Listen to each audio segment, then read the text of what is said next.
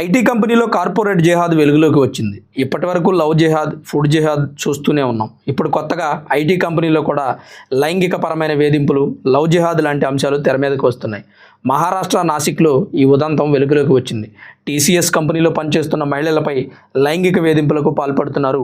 అదే కంపెనీలో పనిచేస్తున్న ఆసిఫ్ అన్సారీ, టఫీ షేక్, షారుఖ్ ఖురేషీ, రజాక్ మెమన్, టపిక్ అతర్ అనే వ్యక్తులు నిత్యం మహిళలను లైంగికంగా వేధిస్తూ మతపరమైనటువంటి దోషణలకు దిగుతూ మహిళలపై అఘాయిత్యానికి పాల్పడుతున్నారు. ముఖ్యంగా 6 టీం లీడర్లు, ఒక ఎంప్లాయ్, హెచ్ఆర్ని పోలీసులు అరెస్ట్ చేశారు.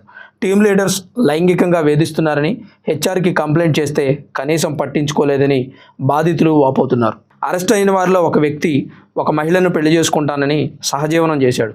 బాధిత మహిళలు 2-3 సంవత్సరాలుగా లైంగిక వేధింపులకు గురవుతున్నారు. వీరిలో 18 నుంచి 25 సంవత్సరాల వయసున్న మహిళలు ఉన్నారు.